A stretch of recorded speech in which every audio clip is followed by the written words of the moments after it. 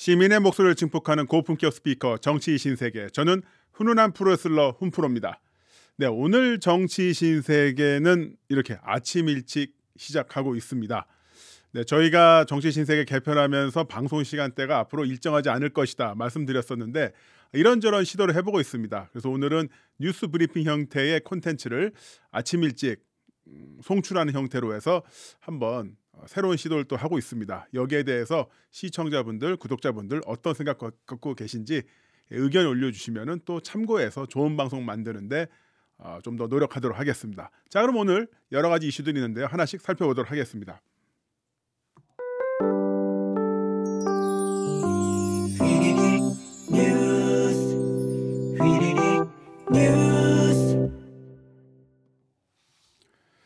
네, 먼저 정말 그 성남 FC 관련 수사 점점 점입가경입니다. 점입가경. 네, 검찰이 두산건설뿐만 아니라 지금 계속 확전을 하고 있죠.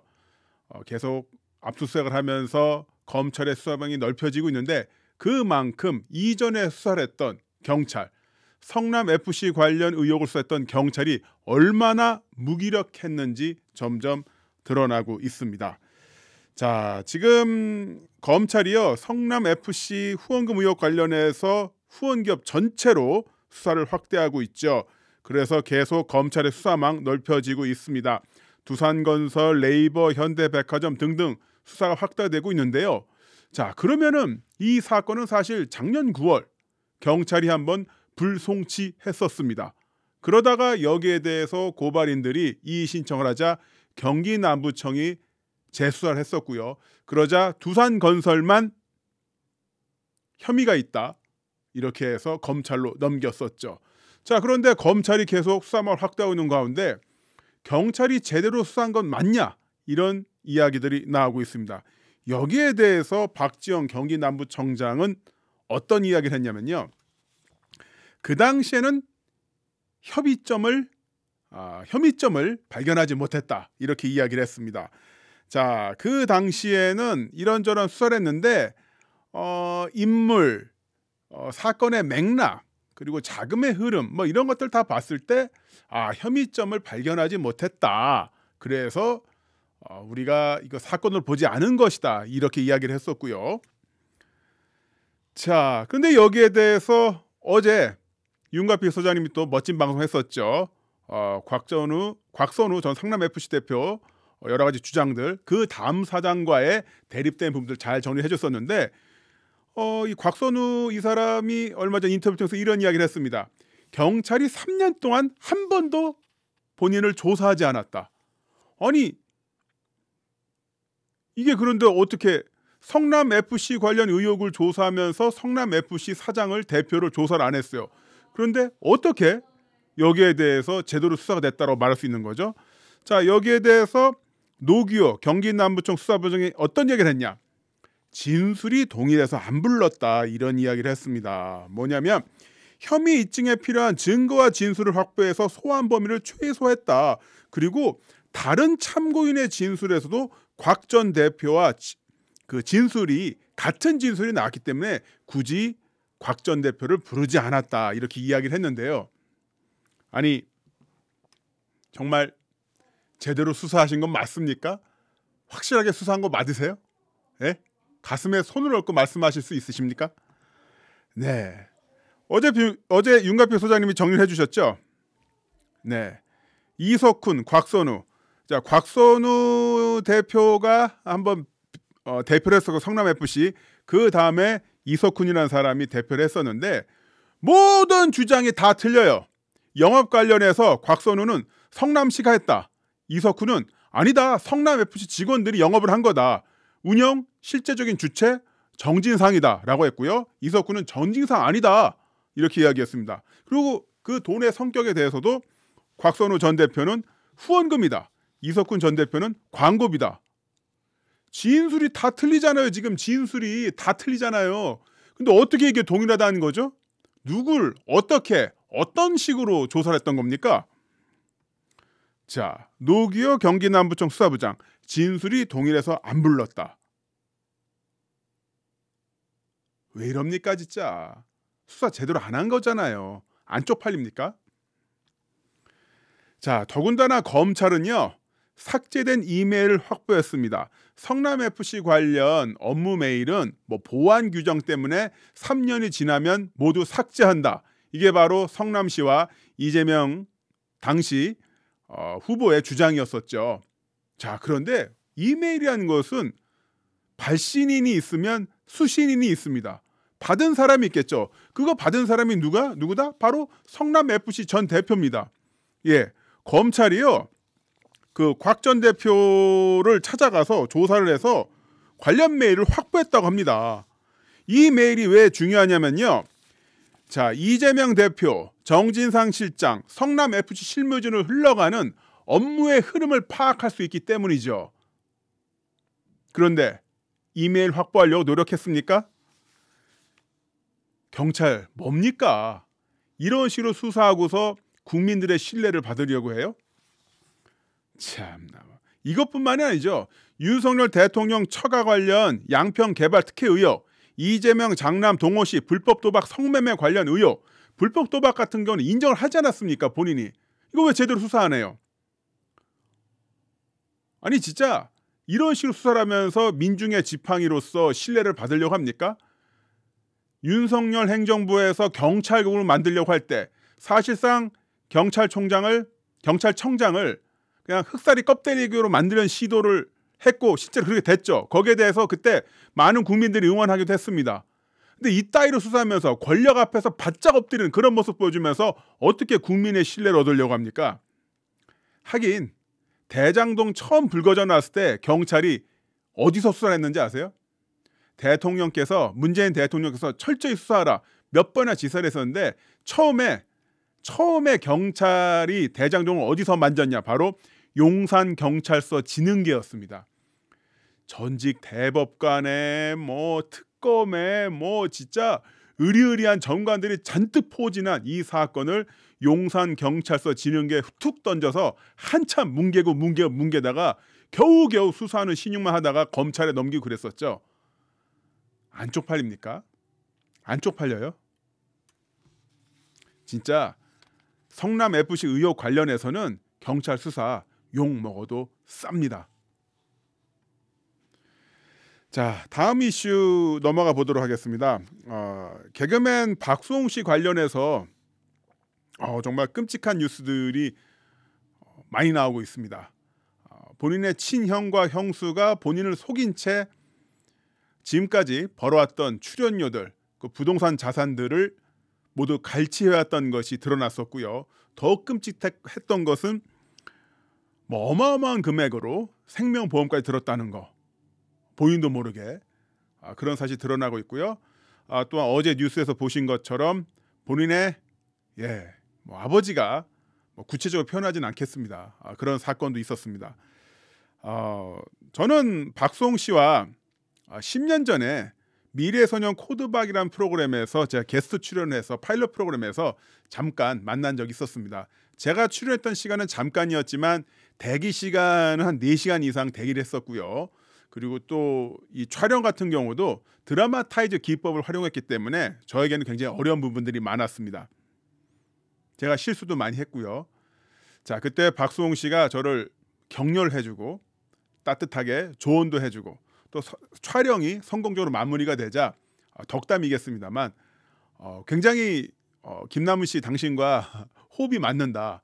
내가 본인이 제가 강호동 같은 그런 좀 풍채 있는 사람이랑 합이 잘 맞는데 김남은 씨랑도 잘 맞는 것 같다. 씨름 선수 출신과 잘 맞았으니 프로레슬링 선수와도 잘 맞을 것 같다. 우리 나중에 콤비 해보자. 덕담으로 또 그렇게 말씀해 주셨던 기억을 갖고 있습니다. 정말 따뜻한 분이었고요. 격려를 잘해주는 그런 마음씨를 갖고 계신 분이었었는데 지금 정말 힘든 상황이 펼쳐져 있죠. 자, 그 상황 저는 그렇게 따뜻하고 다른 사람을 잘 위로해주고 격려해준 사람이 정말 심지가 굳은 사람이라고 생각합니다.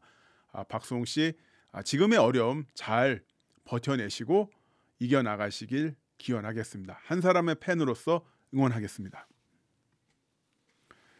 자, 잠깐 이제 따뜻한 이야기 했으니까 또 속 터진 이야기 해보겠습니다. 자, 김문수가 다시 튀어나왔습니다. 네, 이 김문수 정말 어이가 없죠. 윤석열 정부에서 지금 사람을 쓰는데 정말 이분 아직도 살아계셔라는 생각이 드는 사람들을 데려다 쓰고 있습니다. 자, 그런데 김문수를 경제사회노동위원회 위원장으로 임명을 했습니다. 아, 진짜 어이가 없지만 뭐 이해하겠어요. 뭐 하고 싶다니까 그렇게 하죠. 자, 그런데 경제사회노동위원회라는 것은 말 그대로 사회에 첨예한 문제, 노사 갈등 관련해서 화합하고 조율하는 그런 역할을 하는 기관입니다. 자, 그런데 취임 일성으로 무슨 이야기를 했냐면요. 박근혜 탄핵이 잘못됐다 이런 이야기를 했어요. 뭐냐면 나도 깨끗하다고 소문나 있지만 박근혜 전 대통령은 저보다 훨씬 깨끗한 사람이다. 그래서 박근혜 대통령의 탄핵이 잘못됐다. 또한 박근혜 전 대통령을 탄핵 결정한 헌법재판소도 문제가 많다라는 이야기를 취임 일성으로 이야기를 했습니다.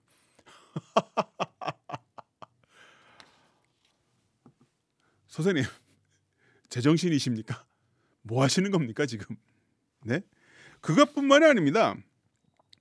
이 노란 봉투법에 문제가 많다 이런 이야기를 했는데요. 이 노란 봉투법이라는 게 뭐냐면은 원청 하청 구조에서 이 주변으로 밀려난 노동자의 그 쟁의권을 보장하기 위해서 사측이 노동자에게 과도한 손배소를 거는 것을 제한하는 내용의 입법안입니다. 그냥 뭐 데모 한 번만 하면 조선일보, 중앙일보, 동아일보 이런 데서 이 데모 때문에 뭐 경제적 피해, 회사 피해가 뭐 500억이네, 1000억이네 막 나오고 그걸 바탕으로 해서 언론 플랜 것을 바탕으로 해서 엄청난 금액의 손배소를 걸어버리지 않습니까? 자, 이거를 좀 제한하자는 건데 이게 되면은 사업주에게 굉장히 큰 책임이 가니까 기업이 해외로 나간다. 자, 기업하기 더 좋은 나라로 빠져나갈 것이다. 그러니까 이런 거 하면 안 된다라는 이야기를 하고 있는데요. 여기에 대해서 근거를 물어보니까 근거는 제시하지도 않았어요. 이거 전경련 한 주장과 똑같은 주장이죠. 그리고 몇 번 저희 정치 신세에서 말씀드렸습니다만 전 세계에서 대기업이 기업하기 제일 좋은 나라 바로 대한민국입니다. 북유럽 가보십시오. 미국 가보십시오. 그 어떤 나라 가더라도 엉망진창입니다. 자, 그렇다면 인건비가 싼 나라로 가겠다. 뭐 제3세계 국가로 가겠다라고 하죠. 아닙니다. 전 세계에서 우리나라 사람처럼 그 전날까지 새벽 3시까지 술 먹고 그 다음날 아침에 택시 타고 회사 가고 아파도 회사 가서 일하다가 이 진짜 몸이 정말 아플 때만 병가 쓰고 그런 충직한 노동자들이 많은 나라가 있는 것 같습니까? 없습니다. 예, 없어요. 이런 나라 따로 없습니다. 어떤 나라 가서 기업들이 그런 노동자들 구하겠습니까? 노동자 귀한 줄 알아야죠.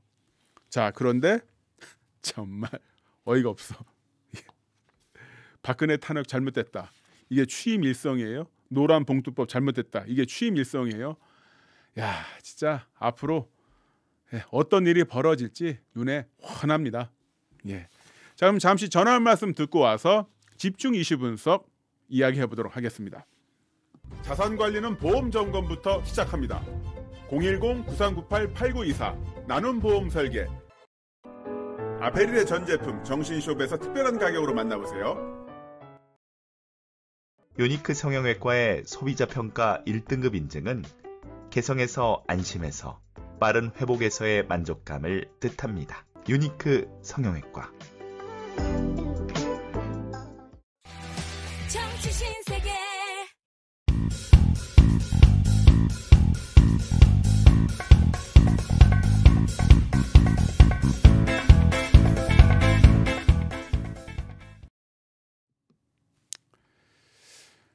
네.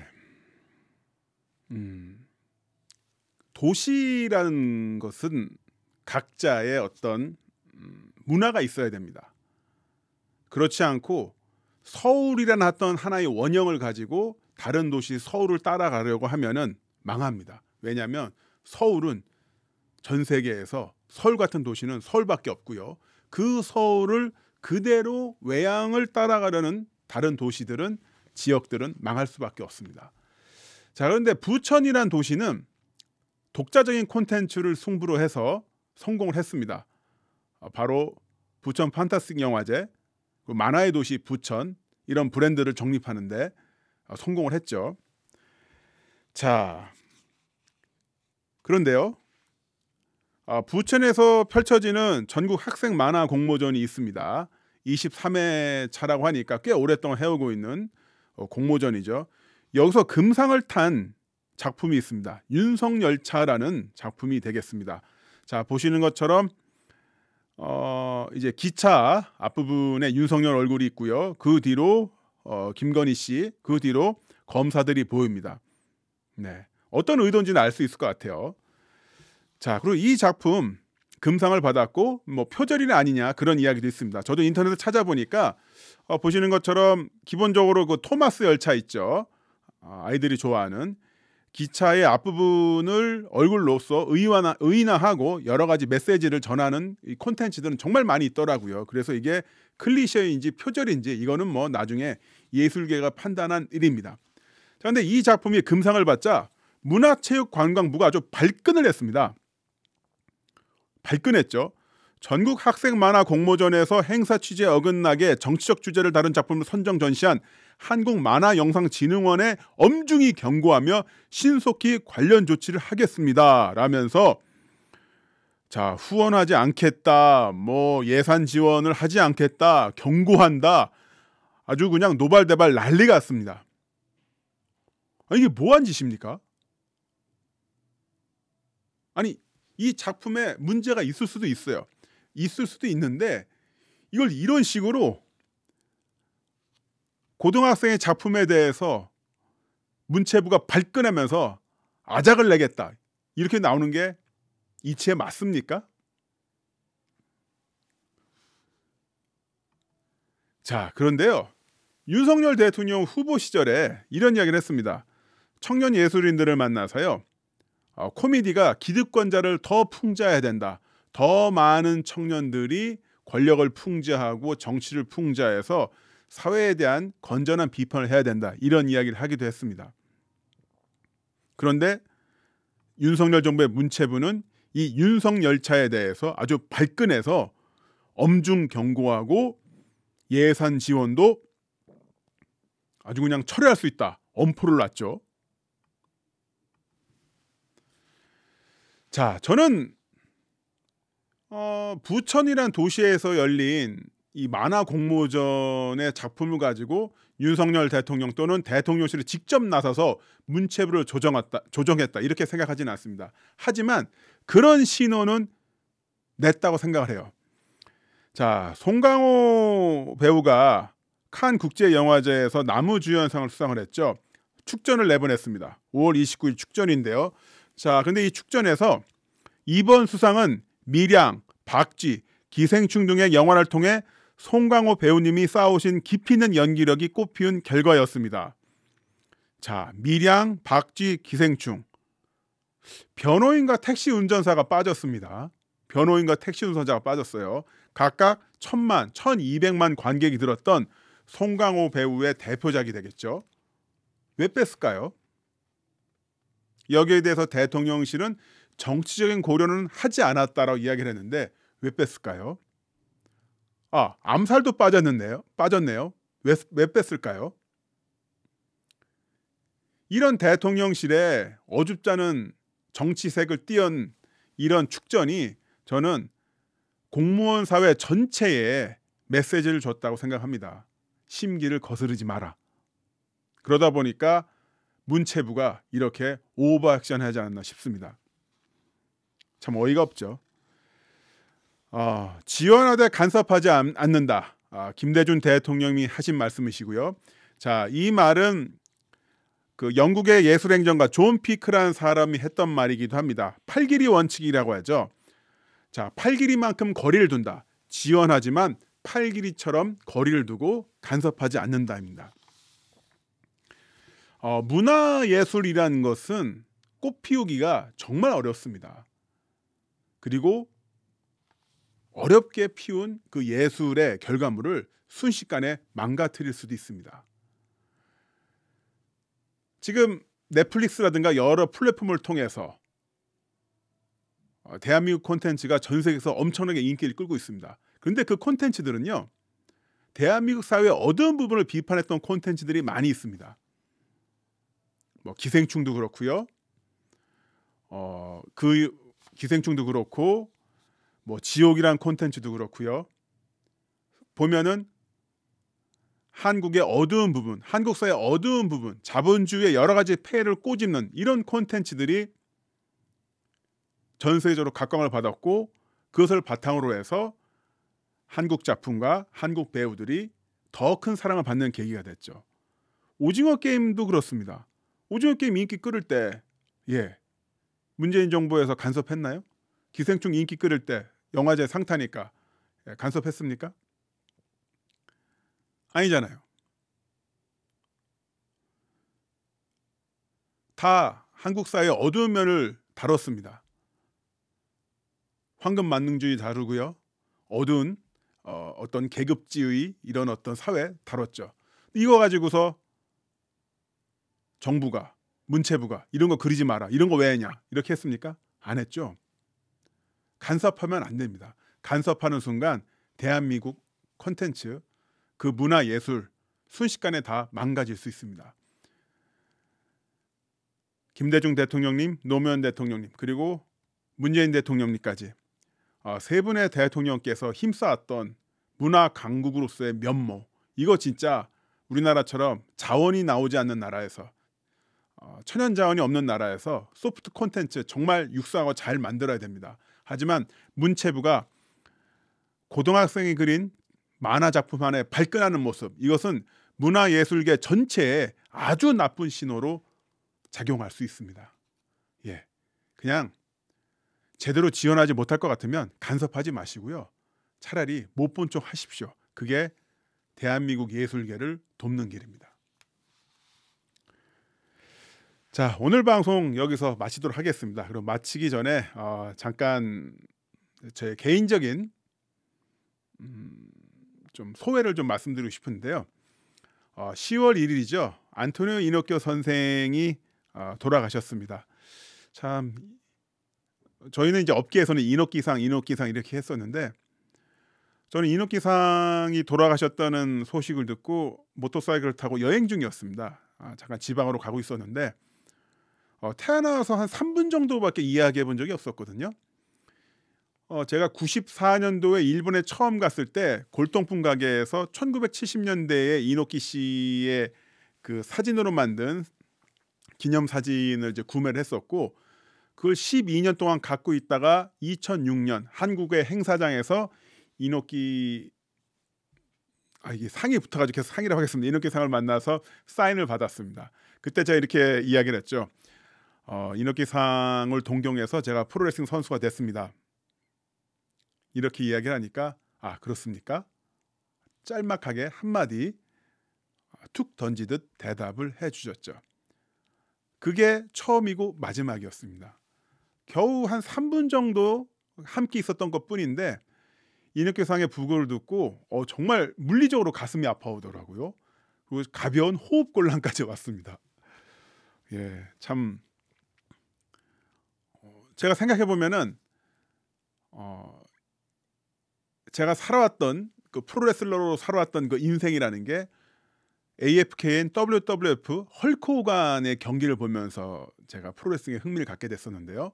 그 헐크 호간, 지금의 헐크 호간, 우리가 알고 있는 슈퍼스타 헐크 호간은 사실 일본에서 신일본 프로레슬링 이노키상이 만들었던 그 단체에서 호건이 슈퍼스타로 군림하면서 다시 미국으로 역수출된 그런 결과물이기도 하죠.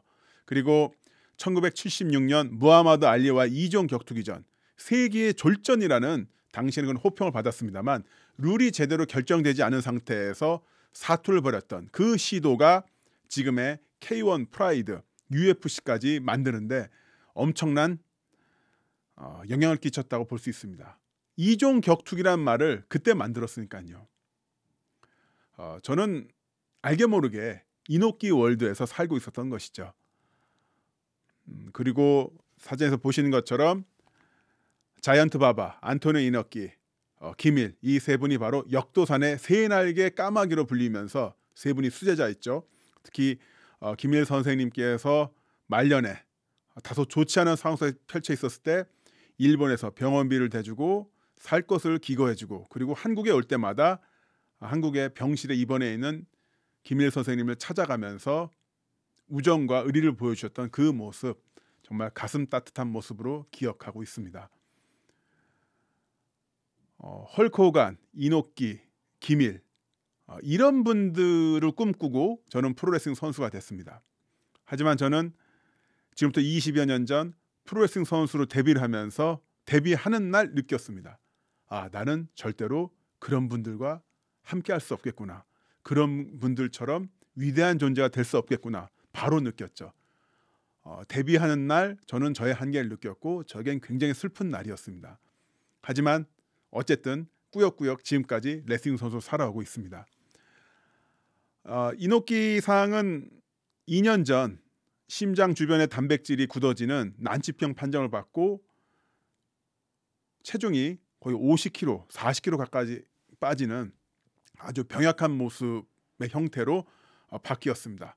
근데 그 모습을 공개한 것을 꺼려하지 않으셨는데요. 왜냐하면 본인이 이렇게 병마 쌓아놓은 모습을 계속 보여줘야만 팬들에게 또한 같은 처지에 있는 사람들에게 용기를 줄 수 있기 때문이다 라고 해서 그렇게 하셨다고 합니다. 돌아가신 순간까지 불타는 투혼을 보여주셨던 이노키상의 그 모습을 보면서 저도 저를 사랑해주고 지지해주시는 정치 신세계를 사랑하여 지지해주시는 우리 구독자분들, 청취자분들에게 끝까지 실망시켜드리지 않는 그 모습 보여드리게끔 노력하도록 하겠습니다. 예, 너무 억지로 붙였나요? 예, 하지만 이해해 주십시오. 예, 저는 정말 그 투혼 넘치는 그 모습 보고 엄청난 에너지를 받았고요. 그 에너지 저도 잘 키워서 우리 구독자분들, 정치 신세계 시청자분들에게 나눠드릴 수 있도록 노력하겠습니다. 지금까지 훈훈한 프로레슬러 훈프로였습니다. 고맙습니다.